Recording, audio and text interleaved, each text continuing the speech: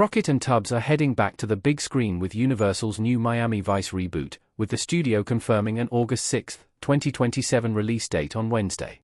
F1 director Joseph Kosinski will direct from a script by Dan Gilroy, Nightcrawler, and Eric Singer, Top Gun, Maverick. Casting is said to be underway, with filming set to begin sometime next year.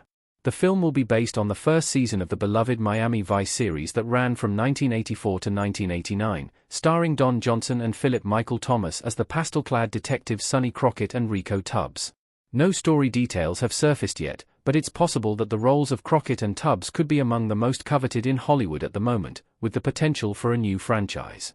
Both Johnson and Thomas were 35 years old when Miami Vice debuted on NBC in the fall of 1984, and when director Michael Mann brought the franchise to the big screen in 2006, Colin Farrell and Jamie Foxx were 30 and 39, respectively. There's no indication yet that Universal plans to stick within this age range, but if they do, there are more than enough fine candidates to play Crockett, Tubbs, their boss Lieutenant Martin Castillo, Edward James Olmos in the TV series and Barry Shabaka Henley in the film, and the potential villain.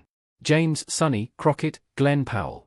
Glenn Powell as Ben Richards in The Running Man. If Universal isn't already on the phone with Powell, then there's something deeply wrong. The 36-year-old actor is quite simply the perfect choice to play a modern version of Crockett. He not only has the star power and the look the studio likely wants, but an ample range as an actor that would serve this character well. Powell has proven in a very short amount of time that he has a deep well to draw from, playing the snarky hotshot in Twisters just as effectively as he portrays the multifaceted professor in Hit Man. His star power is off the charts, which he could cement even further with his highly anticipated remake of The Running Man. Other strong candidates the studio would likely consider include Zac Efron, 37, Miles Teller, 38, Dylan O'Brien, 34, Evan Peters, 38, Austin Butler, 34, Cole Sprouse, 33 and Scott Eastwood, 39, to name but a few. Still, there may not be someone who has the star power, the chops, and the look to play Sonny Crockett quite like Glenn Powell. Ricardo Rico Tubbs, David Johnson. David Johnson as Peter McVriz in The Long Walk. This may not be the most obvious choice from a box office draw perspective, but David Johnson has quickly proven to be one of the best actors in Hollywood.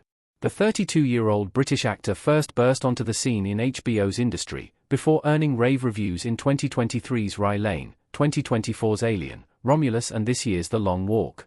The subdued demeanor he perfectly portrayed in Alien, Romulus, and in The Long Walk, would be the perfect complement to his partner.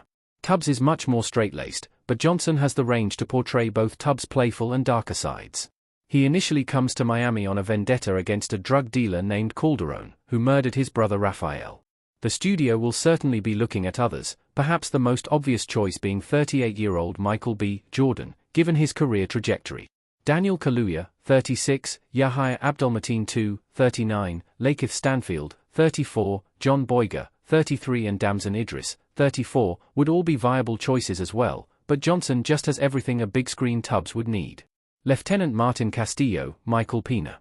Lewis, Michael Pena, under the truth serum in Ant-Man and the Wasp.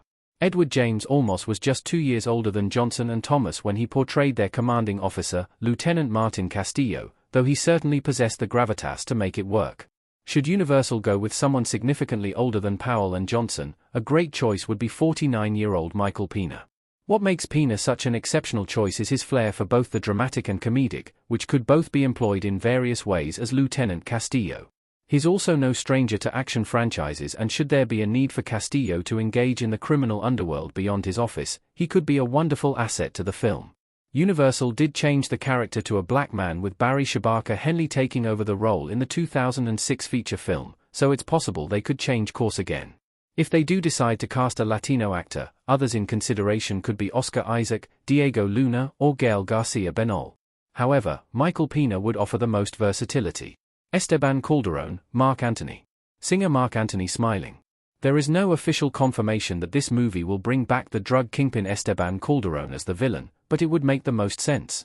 The studio has confirmed that the film will be based on the first season, and establishing Calderone as the villain just seems to be a perfect fit.